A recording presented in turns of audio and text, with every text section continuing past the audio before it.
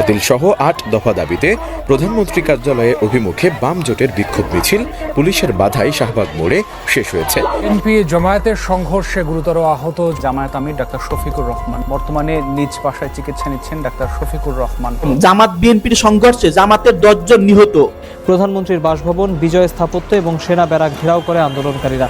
এ সময় তারা রাজতন্ত্র এবং সরকার বিরোধী স্লোগান দেয়। গ্রাফিতি মুছে দেয়া ইস্যুতে আজও দিনভর চরম উত্তেজনা চট্টগ্রামে। সভা সমাবেশের উপর পুলিশি নিষেধাজ্ঞা জারির পর সতর্ক অবস্থান নেয় আইনশৃঙ্খলা রক্ষাকারী বাহিনী।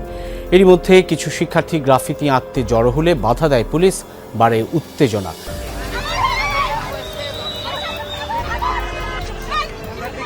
আসলে রং নিয়ে যে ধস্তাধস্তি সেটি আসলে চলছে।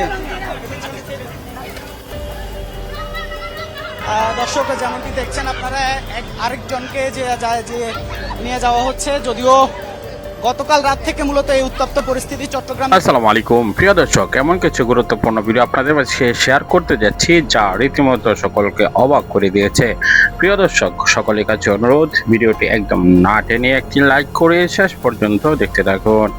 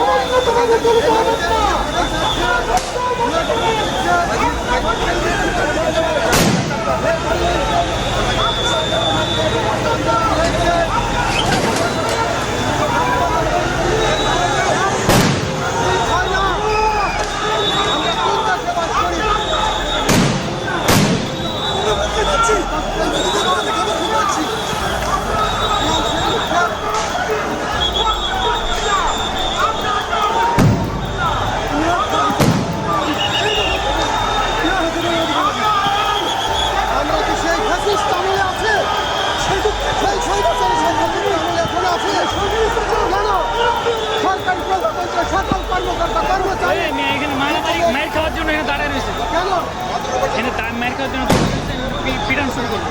বেরোন এখানে এখানে দাঁড়াইতে এখানে পিটান শুরু করবো। সব চলে গেছে, এখানে দাঁড়ায় রয়েছে।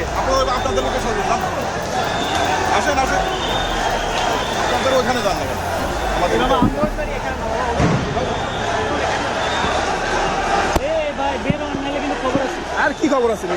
এ মিয়া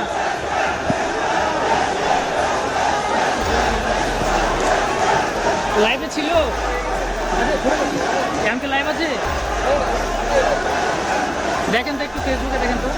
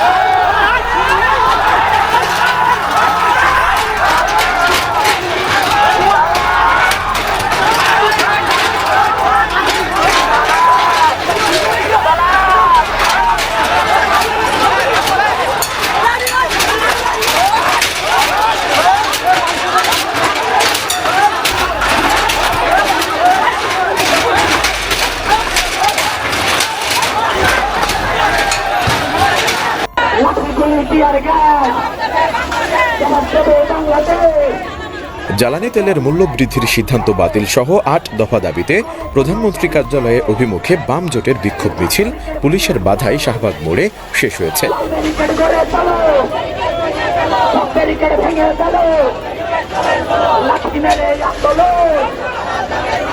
মঙ্গলবার দুপুর 12:30টার দিকে শাহবাগ মোড়ে পুলিশের ব্যারিকেড ভেঙে এগোতে চাইলে বাম জোটের নেতাকর্মীদের সঙ্গে পুলিশের ধস্তাধস্তির ঘটনা ঘটে।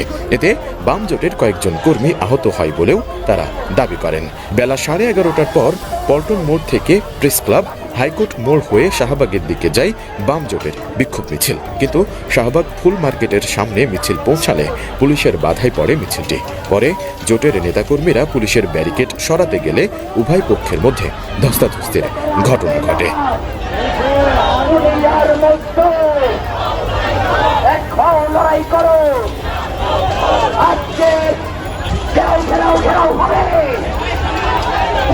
এ সময় বাম জোটের নেতাকর্মীরা দাবি করেন, পুলিশের সঙ্গে জোটের নেতাকর্মীদের ধস্তাধস্তির ঘটনায় কয়েকজন নেতাকর্মী আহত হয়েছেন। ইতিহাস তো অনেকে লেখে, কিন্তু ইতিহাস নিজের রক্ত দিয়া জ্যান্ত রাহনের কলিজা কয়জনের থাকে? আইস থিকা বহু বছর আগে এই বাংলার মাটি যখন শেষ হয়ে গেছিল, যখন ঘাতকের বুলেটে ধানমন্ডির 32 নম্বর রক্তে ভাইসা গেছিল, তখন খুদা এই দেশের লাইগা একটা বাত্তি জ্বালাইয়া রাখছিলেন। সেই বাত্তিটার নাম কি জানেন? সেই বাত্তিটার নাম হইল বঙ্গবন্ধুর কন্যা শেখ হাসিনা, যারে আপনারা কেউ বলেন নেত্রী, কেউ বলেন আপা, আর আমি কই বাংলার নীলকণ্ঠী। যিনি বিষ নিজে খাইয়া অন্যেরে অমৃত দেয়, তারই তো নীলকণ্ঠী কয়।